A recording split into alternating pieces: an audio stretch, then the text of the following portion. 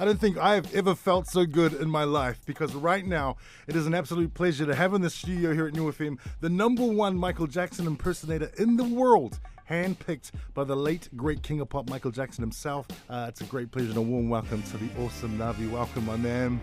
Hey, how you doing? I'm very, very good.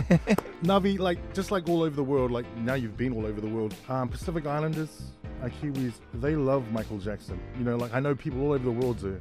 But what is it about the late great, the king of pop that's so lovable? You know, I have to be honest. I know you guys love Michael Jackson because I knew Michael came here in the past. Mm-hmm. I've got it on video. And on top of that, you know, you got Cirque du Soleil that came here with a Michael Jackson show that recently broke records. That's right. You know, it's an 8th biggest grossing tour of all time, and it's a tribute to Michael. And it spent, I think, 7 days in New Zealand, and that goes to show that New Zealand loves Michael Jackson. And I'm just so excited about being here because you hear so much about this country. And I mean, apart from you doing well in the cricket recently and always doing well in the rugby, yeah. I'm looking forward to it. I mean, you hear the Lord of the Rings and all that stuff, but you know, this is exciting for me.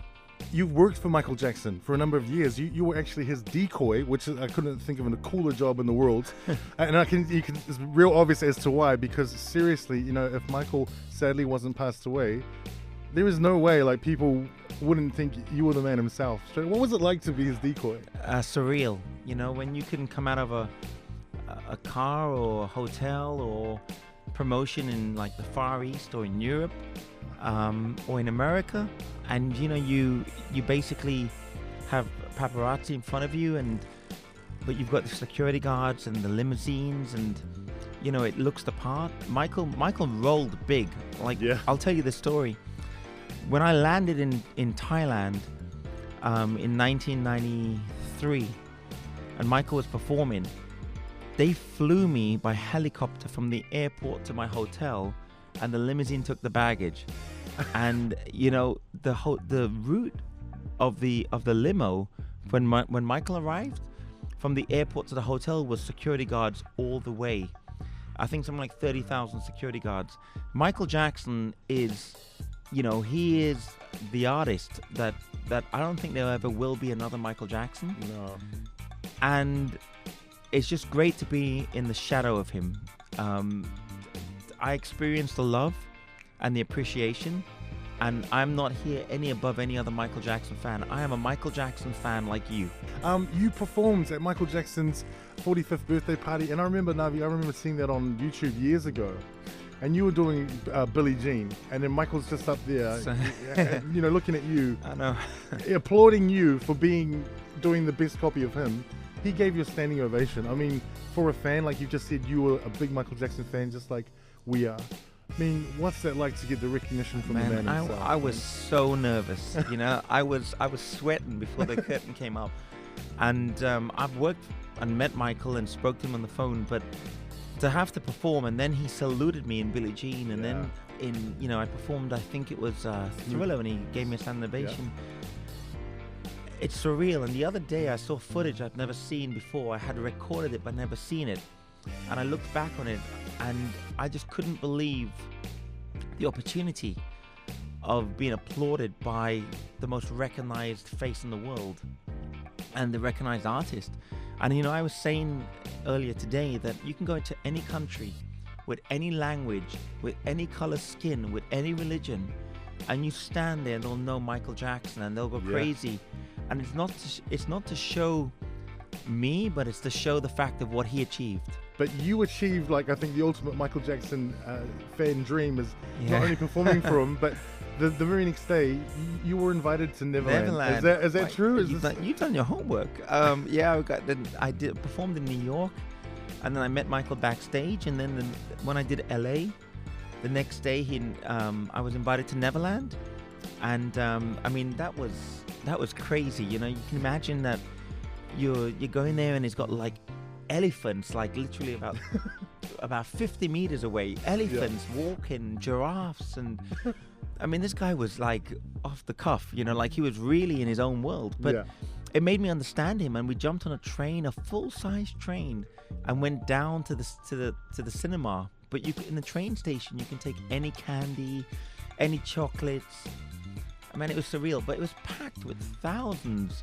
I mean, okay, it must be hundreds, but it felt like thousands of children from all the way around the world. Wow. And one of them became a good friend of mine that I was on the bumper cars with that has, cerebral palsy. And Michael, she told me that Michael paid for her and her mum, a companion for both of them, and spending money to come and do this Make-A-Wish Foundation that all the children were about.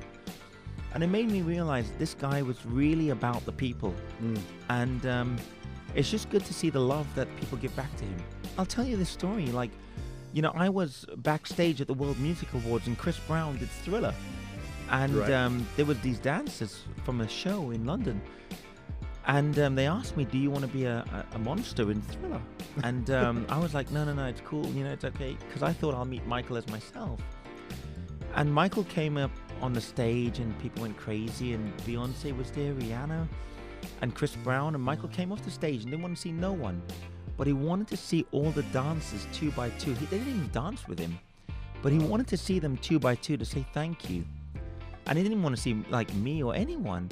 Right. So and it made me realize that he wasn't about the big names in the entertainment. He was, and he wanted to say thank you to people that probably wouldn't even be on the list to get to meet him. And I respected him.